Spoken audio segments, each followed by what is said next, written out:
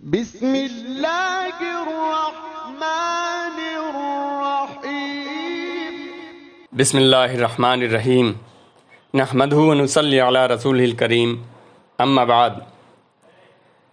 اسلام اور مسلمانوں کی زندگی میں صلح حدیبیہ کے ذریعے ایک نئی تبدیلی کا آغاز ہو چکا تھا، چونکہ اسلام کی عداوت اور دشمنی میں قریش سب سے زیادہ مضبوط، ہٹ دھرم اور لڑاکو قوم کی حیثیت رکھتے تھے۔ اس لیے جب وہ امن اور سلامتی کی طرف آ گئے اور 10 سال تک کی جنگ بندی کا معاہدہ ہو گیا تو امن کے اس مرحلے پر مسلمانوں کو اسلامی دعوت پھیلانے اور تبلیغ کرنے کا اہم موقع مل گیا۔ لہٰذا تبلیغ کے میدان میں نبی کریم صلی اللہ علیہ وسلم کی سرگرمیاں تیز ہو گئیں۔ سن 6 ہجری کے آخر میں جب رسول اللہ صلی اللہ علیہ وسلم حدیبیہ سے واپس تشریف لائے تو آپ صلی اللہ علیہ وسلم نے مختلف بادشاہوں کے نام خطوط لکھ کر انہیں اسلام کی دعوت پیش کی۔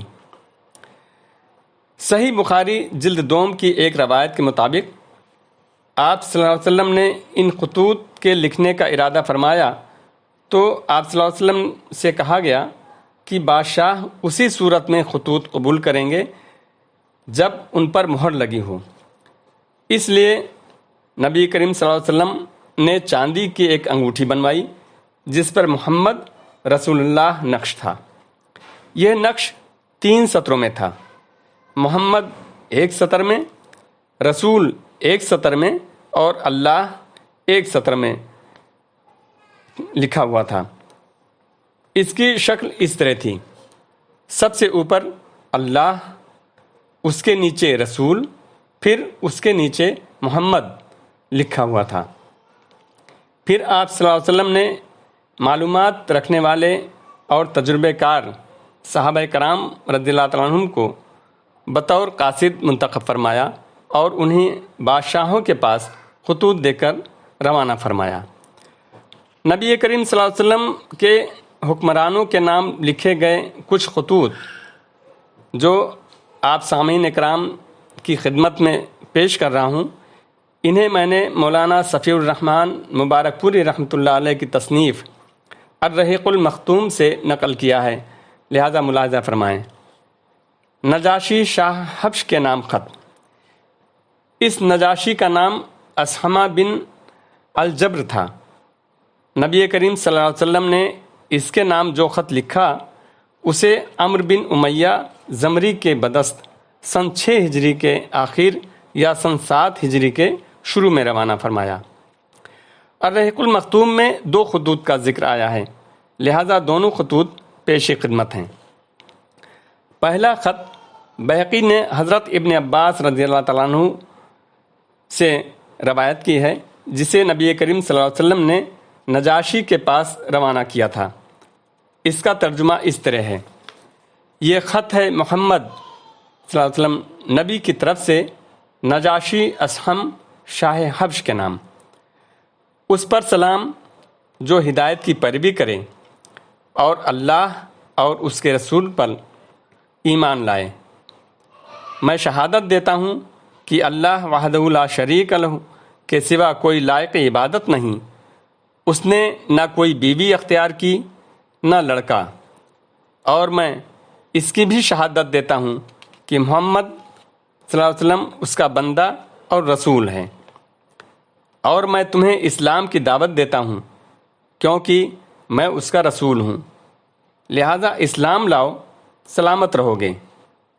اے اہل کتاب، ایک ایسی بات کی طرف آؤ جو ہمارے اور تمہارے درمیان برابر ہے کہ ہم اللہ کے سوا کسی اور کی عبادت نہ کریں، اس کے ساتھ کسی کو شریک نہ ٹھہرائیں، اور ہم میں سے بعض کو اللہ کے بجائے رب نہ بنائے۔ پس اگر وہ منہ موڑیں تو کہہ دو کہ گواہ رہو ہم مسلمان ہیں۔ اگر تم نے یہ دعوت قبول نہ کی تو تم پر اپنی قوم کے نصارہ کا گناہ ہوگا۔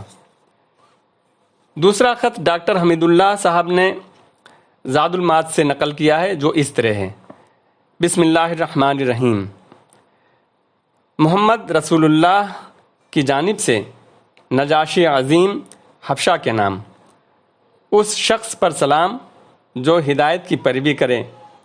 اما بعد، میں تمہاری طرف اللہ کی حمد کرتا ہوں جس کے سوا کوئی معبود نہیں، جو قدوس اور سلام ہے، امن دینے والا، محافظ و نگراں ہے۔ اور میں شہادت دیتا ہوں کہ عیسیٰ ابن مریم اللہ کی روح اور اس کا کلمہ ہے۔ اللہ نے انہیں پاکیزہ اور پاک دامن مریم بتول کی طرف ڈال دیا، اور اس کی روح اور پھونک سے مریم عیسیٰ کے لیے حاملہ ہوئیں، جیسے اللہ نے آدم کو اپنے ہاتھ سے پیدا کیا۔ میں اللہ وحدہ لا شریک لہ کی جانب اور اس کی اطاعت پر ایک دوسرے کی مدد کی جانب دعوت دیتا ہوں، اور اس بات کی طرف بلاتا ہوں کہ تم میری پیروی کرو اور جو کچھ میرے پاس آیا ہے اس پر ایمان لاؤ، کیونکہ میں اللہ کا رسول ہوں، اور میں تمہیں اور تمہارے لشکر کو اللہ عز و جل کی طرف بلاتا ہوں۔ اور میں نے تبلیغ و نصیحت کر دی، لہذا میری نصیحت قبول کرو، اور اس شخص پر سلام جو ہدایت کی پیروی کرے۔ جب عمرو بن امیہ رضی اللہ تعالیٰ عنہ نے نبی کریم صلی اللہ علیہ وسلم کا خط نجاشی کے حوالے کیا تو نجاشی نے اسے لے کر آنکھ پر رکھا اور تخت سے زمین پر اتر آیا، اور حضرت جعفر بن ابی طالب کے ہاتھ پر اسلام قبول کیا، اور نبی کریم صلی اللہ علیہ وسلم کی طرف اس بارے میں خط لکھا جو اس طرح ہے: بسم اللہ الرحمن الرحیم، محمد رسول اللہ کی خدمت میں نجاشی اصحمہ کی طرف سے، اے اللہ کے نبی صلی اللہ علیہ وسلم، آپ پر اللہ کی طرف سے سلام اور اس کی رحمت اور برکت ہو۔ وہ اللہ جس کے سوا کوئی لائق عبادت نہیں۔ اما بعد، اے اللہ کے رسول صلی اللہ علیہ وسلم، مجھے آپ کا گرامی نامہ ملا جس میں آپ نے عیسیٰ علیہ السلام کا معاملہ ذکر کیا ہے۔ خدائے آسمان و زمین کی قسم، آپ نے جو کچھ ذکر فرمایا ہے حضرت عیسیٰ اس سے ایک دن کا بڑھ کر نہ تھے، وہ ویسے ہی ہیں جیسے آپ نے ذکر فرمایا ہے۔ پھر آپ نے جو کچھ ہمارے پاس بھیجا ہے ہم نے اسے جانا، اور آپ کے چچیرے بھائی اور آپ کے صحابہ کی مہمان نوازی کی، اور میں شہادت دیتا ہوں کہ آپ صلی اللہ علیہ وسلم اللہ کے سچے اور پکے رسول ہیں، اور میں نے آپ سے بیعت کی اور آپ کے چچیرے بھائی سے بیعت کی، اور ان کے ہاتھ پر اللہ رب العالمین کے لیے اسلام قبول کیا۔ نبی کریم صلی اللہ علیہ وسلم نے نجاشی سے یہ بھی طلب کیا تھا کہ وہ حضرت جعفر اور دوسرے مہاجرین کو روانہ کر دیں، چنانچہ اس نے حضرت عمرو بن امیہ زمری کے ساتھ 2 کشتیوں میں ان کی روانگی کا انتظام کیا۔ صحیح مسلم کی روایت ہے کہ مذکورہ نجاشی نے غزوہ تبوک کے بعد رجب سن 9 ہجری میں وفات پائی۔ نبی کریم صلی اللہ علیہ وسلم نے اس کی وفات ہی کے دن صحابہ کرام کو اس کی موت کی اطلاع دی اور اس پر غائبانہ نماز جنازہ بھی پڑھی۔ باقی انشاءاللہ جاری رہے گا۔ والسلام علیکم ورحمۃ اللہ وبرکاتہ۔